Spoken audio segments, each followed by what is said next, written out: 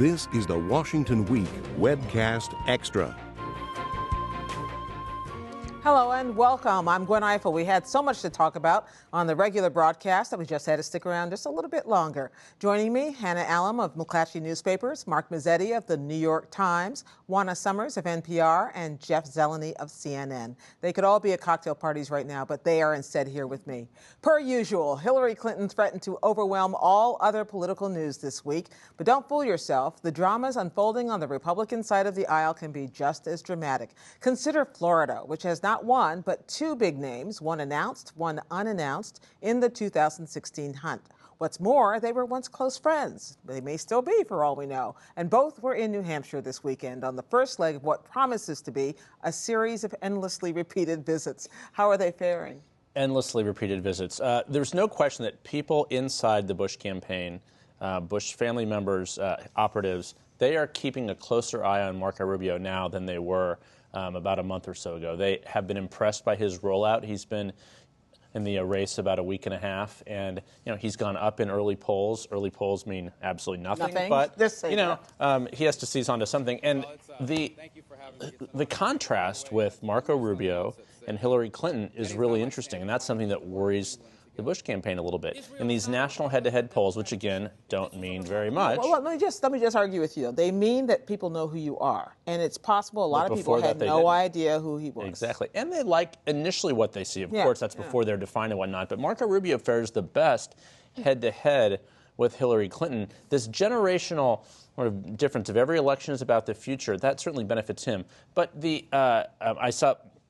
One blog today said that the Bush campaign is in panic over Marco Rubio. I don't think that's quite true because, the Bush name still is very helpful in terms of raising money and other things. But it is an interesting drama. And the Clinton campaign is watching both of them. Of course. Because without Florida, if you take Florida out of the Electoral College map, that means that it's a lot closer of a time on election night. It's not guaranteeing that one of them will become the nominee or even win Florida, but Florida's been in, always important. So the Clinton campaign is watching both of them. Big cattle call last weekend in New Hampshire, next weekend in Iowa. What were you watching for?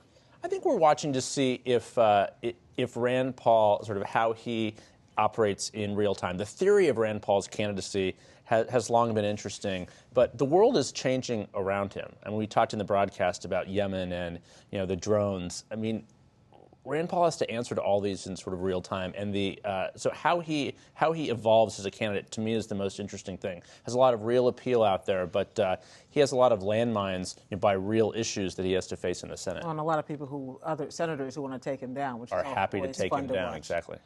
Hannah, I want to talk to you about another side of this, the hostage story this week, which is one of the president mentioned it in passing, but there wasn't much conversation about it, which is that. They're going to compensate the families of these Americans who were inadvertently killed. How does that work? Right. Well, at least not the Al-Qaeda members, but sure, definitely the hostage they've announced that compensation for.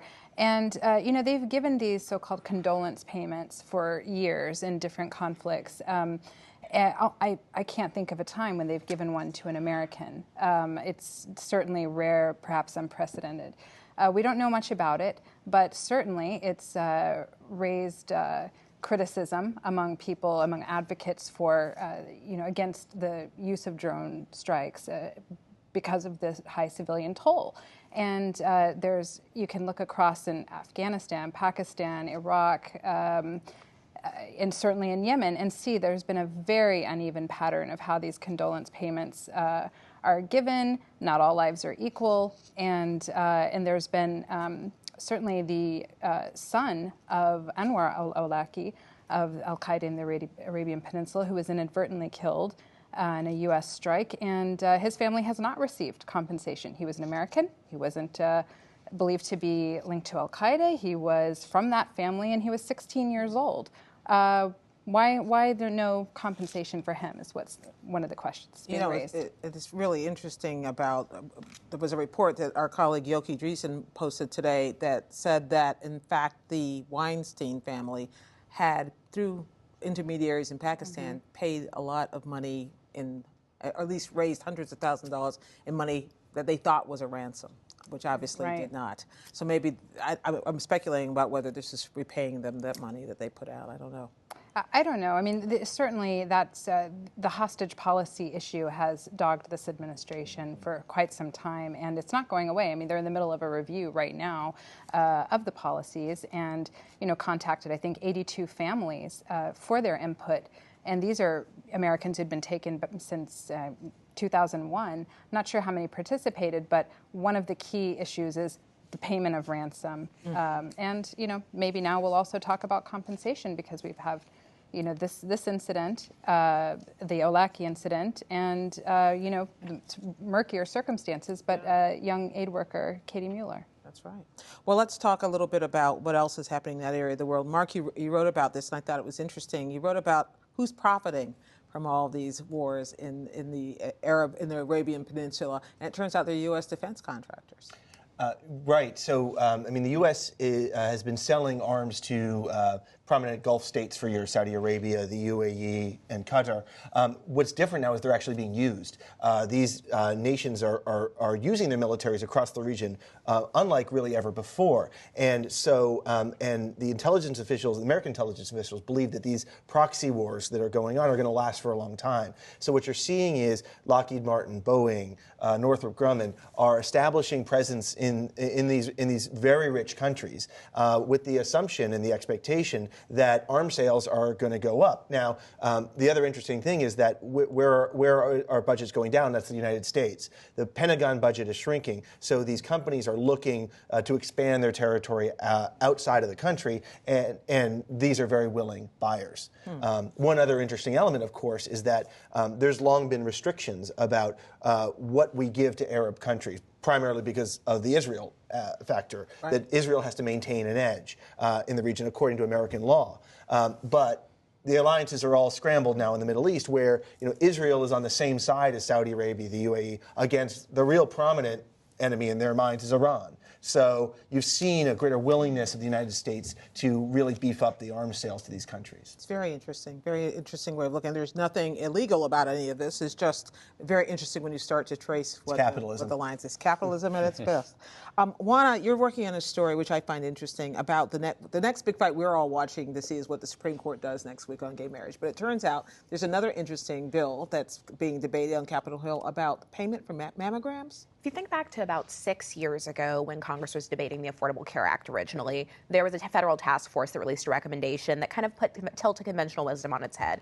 They said they didn't give a blanket recommendation for women between 40 and 50 to get mammograms regularly. And that's something that a lot of women had heard. And this was actually so controversial that as Congress was debating the health care law, they effectively put a provision in that said, let's ignore this task force.